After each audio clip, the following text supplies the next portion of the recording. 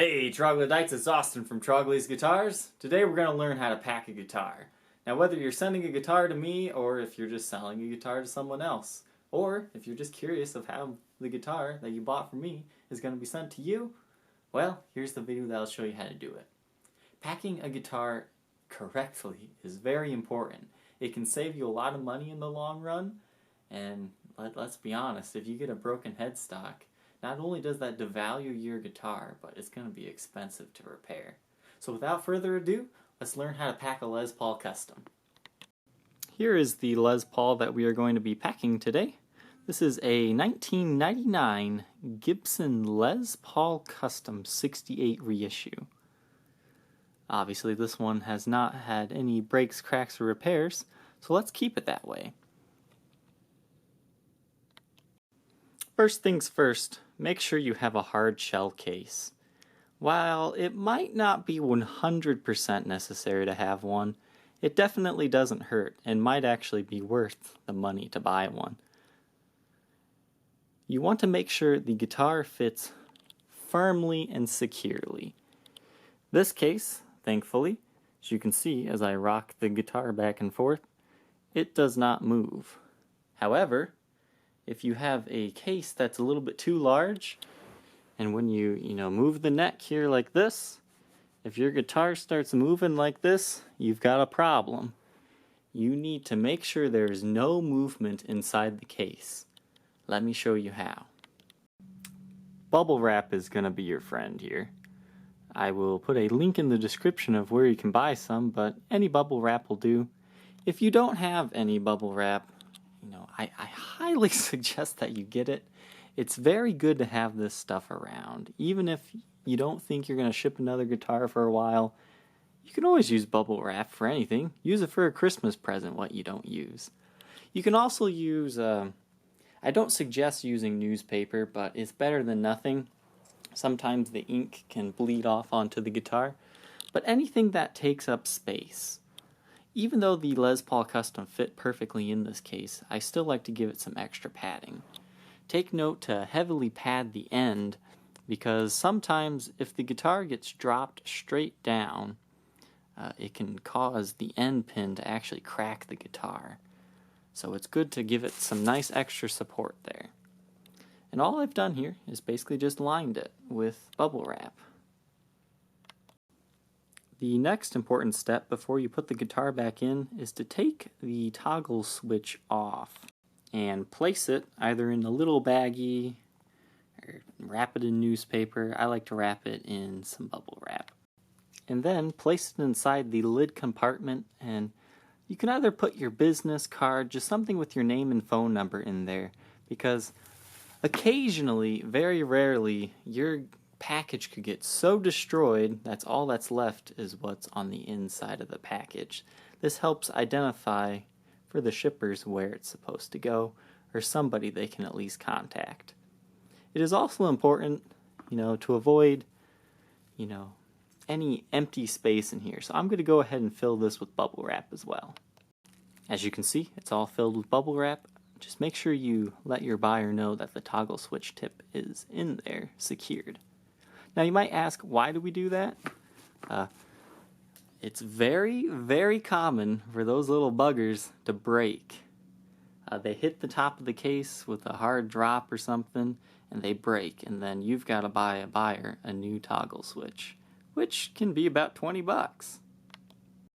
Once you have that completed, I put down a neck rest. Now once again, it doesn't have to be bubble wrap, just something that kind of keeps the headstock up. This is more so important for angled headstock guitars like Les Pauls, but I still do it for Fenders too. Now if you're using this bubble wrap, what I do is I take it from a whole sheet and I fold it in half, and then I fold it up here to give the headstock more support. The next step is to, put your guitar back in.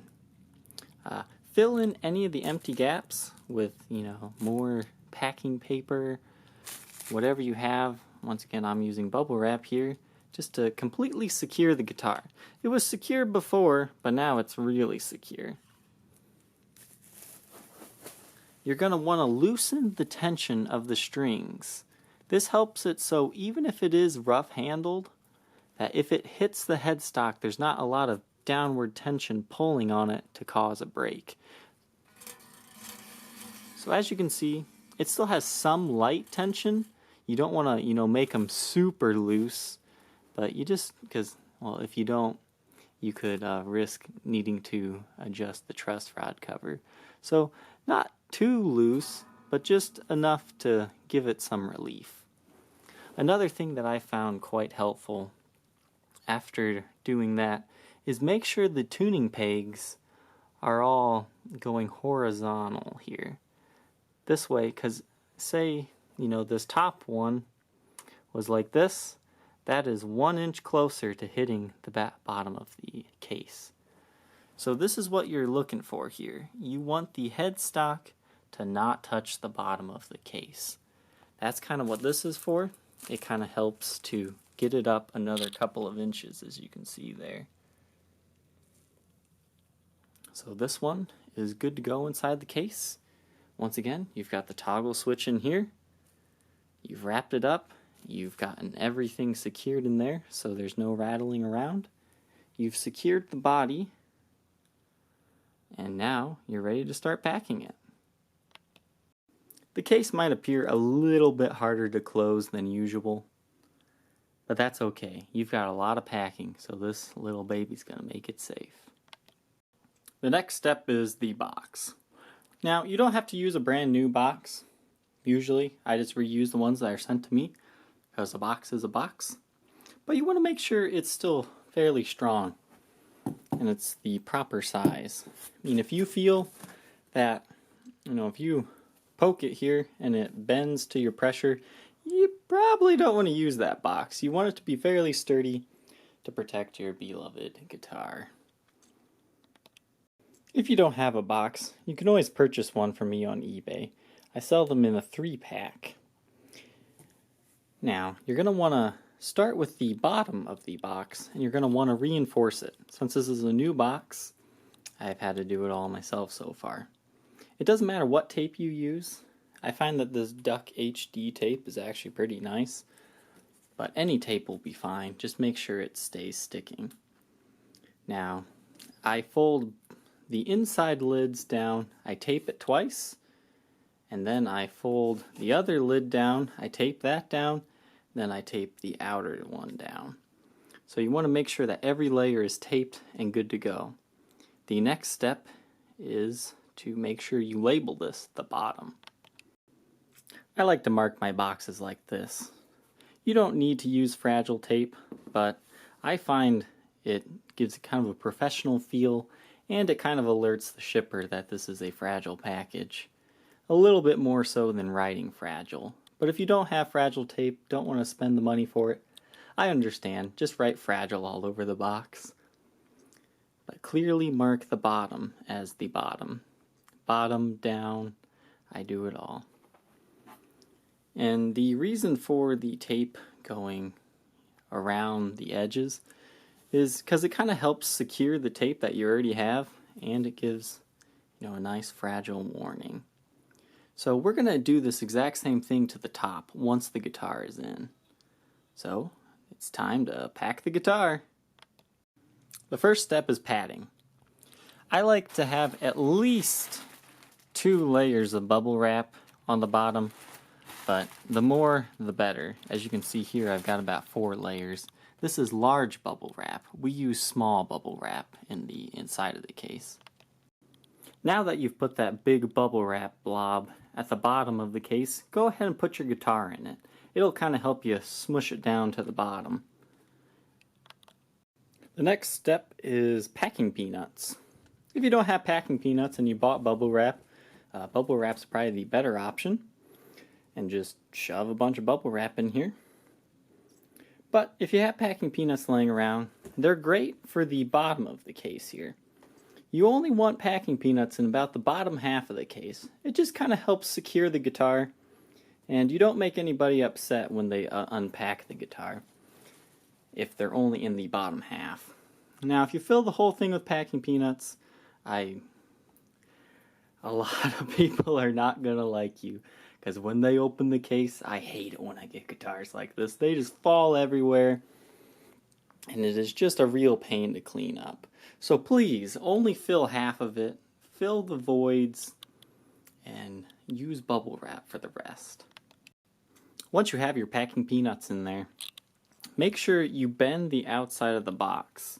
I don't know if you can see this, but this used to be a square box, actually a rectangle, but at these edges here, you're going to want to pull them and actually bend them like that.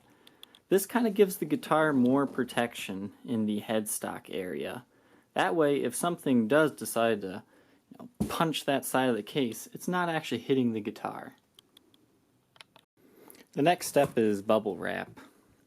As you can see, it's not necessarily the packing materials you use, it's how you use them. What you do is you take a roll of bubble wrap, you fold it in half, and then you roll it up just like this. So we'll show you here. You take your roll, you put it in half, and then you roll it up. Take your thing, fold it in half, and then roll it up. And you want it to be nice and tight, because this gives you a much better cushion than just shoving a bunch of single ply bubble wrap in there. And then you simply just shove it in there, and it should be very tight to get in there. So just repeat this step. Well, you get 4 per layer, so you want to repeat the layer about 3 or 4 times. Now that we've got that done, you can see this thing is securely packed. It's padded on all sides, so no matter what happens, it's got protection. And as you can see, there's no movement, and that is key. But we're not done yet. Just like at the bottom of the box, you want to do the same thing and put a protective layer of bubble wrap, at least 4 thick, on top. What this does is, even if they're dumb enough to not read the bottom and top and follow your arrows that we're going to eventually put on, at least it's protected. I can't tell you guys how many times I've received a broken headstock guitar simply because they shipped it upside down and there was no protection. If the bubble wrap's a little taller than the box is, that's okay, because the top of the box will just kind of raise up a little bit, and that's actually what you want. It'll end up costing you a little bit more in postage, but it's well worth it. So once you have the bubble wrap in place, it's time to start taping the flaps down. Similar to how you do it on the bottom, but shown step by step here. Take your inner flaps, tape them down with 2 strips of tape. This way, even if your outside flaps fail, at least you have your inside flaps. Then take the next flap and take it from this position and pull it up. Now don't worry if that's a little tough to do and the box rips a little bit, just tape it up.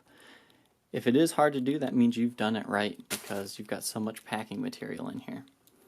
As you can see, it's not going to be perfectly flat always, but tape it down, that flap, and then we're going to do the same on this flap. Now we've got all the flaps down.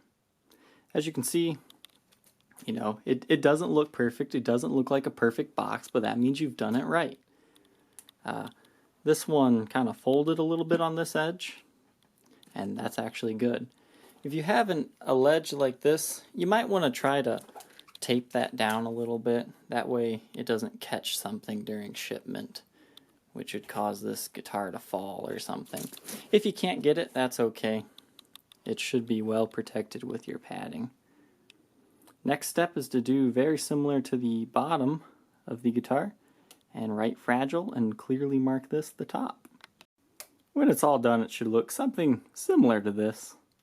Just label it top and mark it fragile. Once again, I really like this fragile tape. It looks pretty good, I think.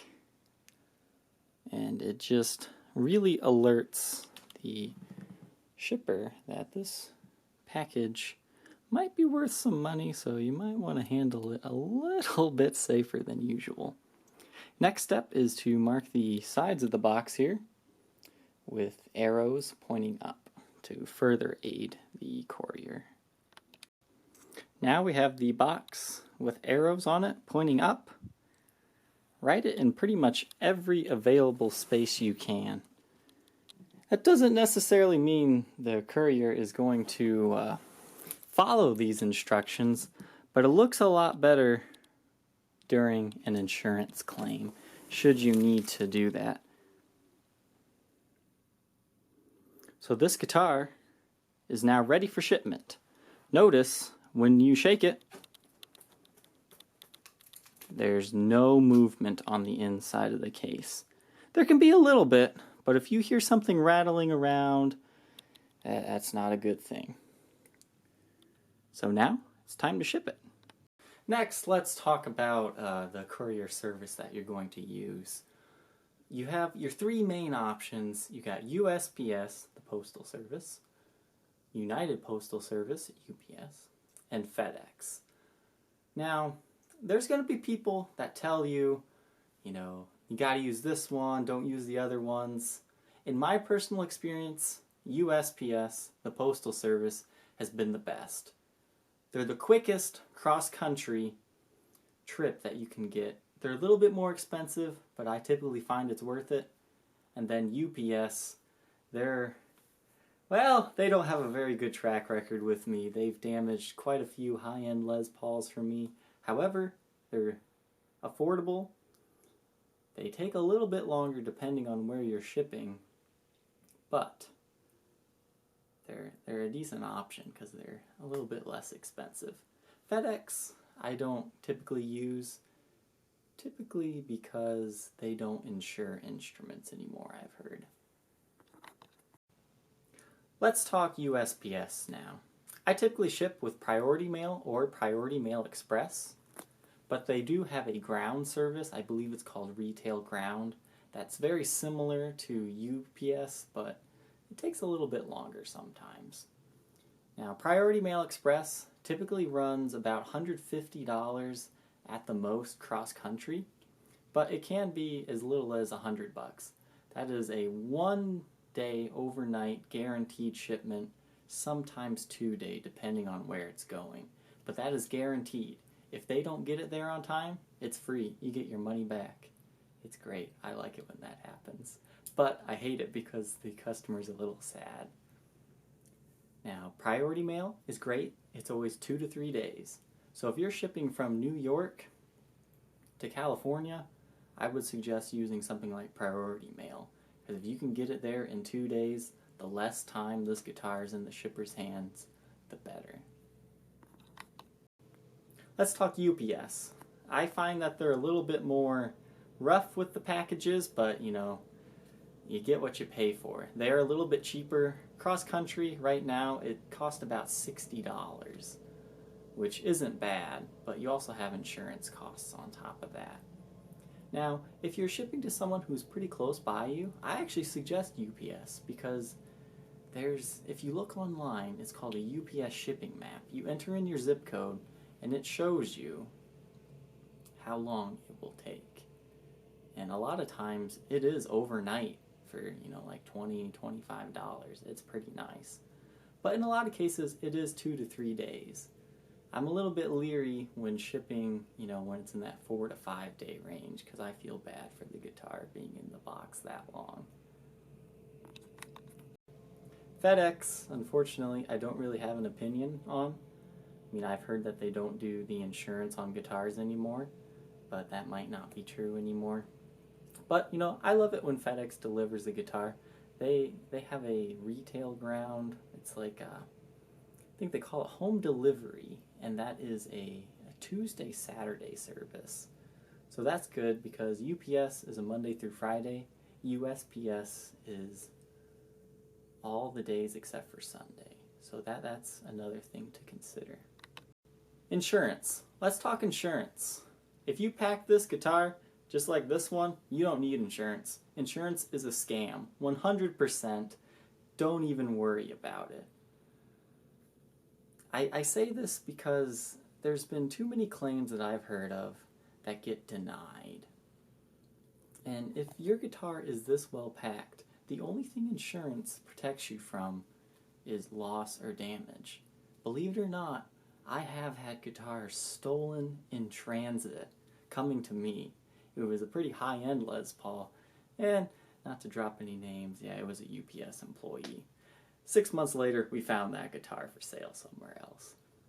But insurance only really protects you against that. They're going to fight you on the claim. It's going to be difficult. I suggest selling on Reverb.com.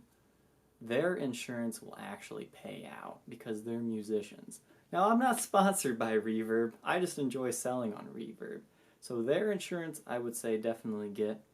But otherwise, I personally say skip it. I mean, it could save you exactly what it cost you to buy the proper packing materials for this package. Now, you still might want to insure for peace of mind, but in my opinion, it's not quite worth it. Another thing to keep in mind while you're doing all of this, document it well. If you are going to purchase insurance, I mean, despite what I've already said, sometimes it is nice to have that peace of mind, but a private insurance is much better than the actual insurance from the courier. But document everything. Every time I do something, I take a picture. And once you're done, you've got about 15 pictures of you putting bubble wrap in the box, bubble wrapping the guitar, making everything look pretty, making it all look safe. And then what I do is I send it to the buyer to give them peace of mind throughout the shipment process. That they actually know, one, that you actually packed the guitar and you're actually shipping them a guitar, and two, that they know the guitar was packed well. This gives the buyer peace of mind, and I find that I get a lot of great reviews simply because I take the time to do that. Yes, it takes more time, but it's also a nice checklist for you. So without further ado, let's go over online postage. Now, shipping a guitar online is actually pretty easy. You can save some money doing it online and not taking it because you get a discount. So what you do, you go to www.usps.com, you go to this mail and ship tab, and you hit click and ship. Now you might be prompted to sign in. You don't have to make an account. Obviously mine's coming from Trogly's Guitars. And you just enter in the name and address of who you're shipping it to. And then, once you got that, you just enter in your weight, and you put in the dimensions of it. This is if you're insuring it. And then down here, there's your options like Priority Mail and Priority Mail Express.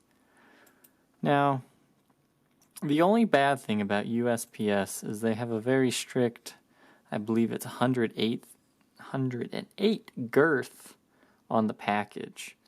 So if you pack your guitar like I do, sometimes you're very close to that. A typical guitar package is around the 48 by 15 by 12, and that will clear it, but you only have like 3 inches to play with there. So that's USPS. Let's check out UPS. They're just ups.com. Theirs I find is a little bit more tricky. You go to the shipping tab here, create a shipment, and then you enter in your information, then who you're sending it to's information, number of packages, packing type, which will be other packaging, and pretty much a lot of the same stuff. I don't know, I just always feel like this one's, it takes a little longer, because once you enter that in, then you hit next, and then you go to another page that shows you some other things. Like, they have a lot more shipping services. I think that's what makes it a little bit more confusing. And FedEx, similar, you just go to FedEx's site. I find theirs are even harder because they force you to make an account, and sometimes getting that account verified is difficult. So that's why I typically don't use that. Another thing to think about is UPS charges you to pick it up, but USPS will pick your package up for free. But if you sell on Reverb.com, you can purchase your label through them.